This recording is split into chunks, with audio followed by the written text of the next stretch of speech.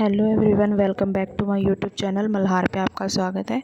तो आज हम इस वीडियो के अंदर भगवान श्री कृष्ण और रामू नाम के एक लकड़हारे की कहानी के बारे में बात करेंगे।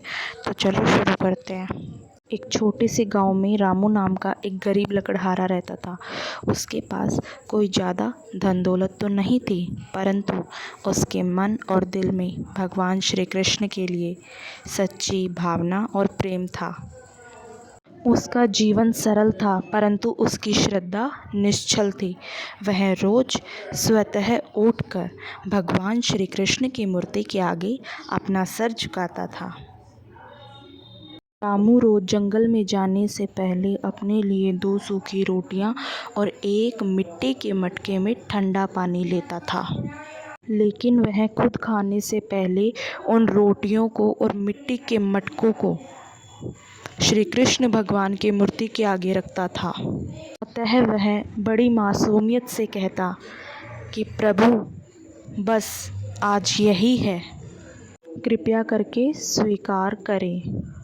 उनके लिए ये सूखी रोटियां दुनिया का सबसे बड़ा प्रसाद थे। भोग लगाने के बाद रामू अपनी लोहे की कुल्हाड़ी और वह 2 सूखी रोटियां और मिट्टी का मटका लेकर जंगल की ओर निकल पड़ता। दिन भर वह कड़ी मेहनत करता, सूखी लकड़ियां काटता। हर कुल्हाड़ी की चोट के साथ उसके मुंह से हरे कृष्णा निकलता था। पसीना उसके चेहरे पर था, पर मन में एक अजीब सा सुकून था। आज दोपहर को जब धूप तेज होती और रामू थककर एक बड़े बरगद के पेड़ के नीचे थक कर बैठता, तो एक चमत्कार होता। छोटा सा बेहद सुंदर सांवला बच्चा झाड़ियों से निकलकर उसके पास खेलते हुए आ जाता था। बच्चों के बालों में एक छोटा सा मोर पंख था तथा उसकी आंखें भी चमकदार थी। रामू उसे देखकर अपनी सारी थकान भूल जाता था।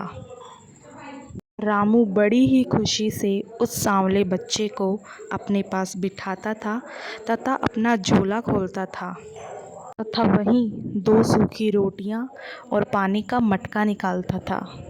वह बड़ी मिठास से अपनी एक रोटी उस बच्चे को दे देता था तथा बची दूसरी रोटी खुद खा लेता था।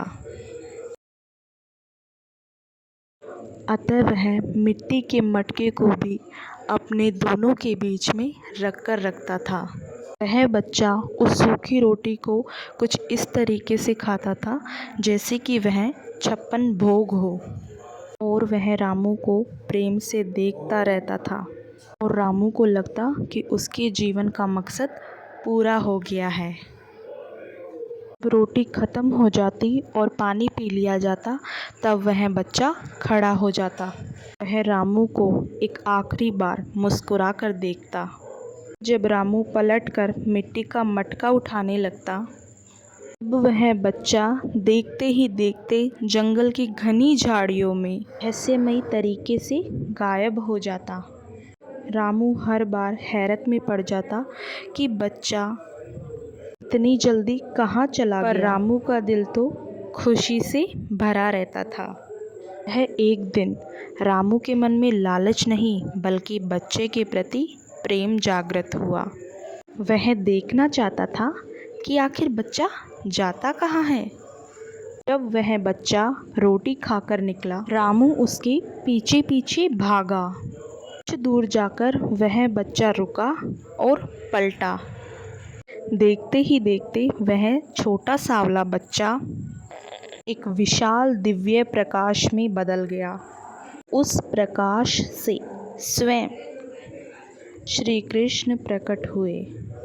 उनके 4 हाथ थे, सुनहरा मुकुट था और सर पर एक सुंदर सा मोर पंख भी था और पीतांबर वस्त्र पहने हुए थे। उनके एक हाथ में वह मिट्टी का मटका था तथा दूसरे हाथ में वह सूखी रोटी थी। अतः रामू ने जब ये दृश्य देखा तो वह भावुक होकर उनके चरणों में गिर पड़ा। उसकी आंखों से खुशी के आंसू बहने लगे। कृष्णा जी मुस्कुराए और बोले कि रामू, तुम्हारा निश्चल प्रेम ही मेरा सबसे बड़ा भोग है।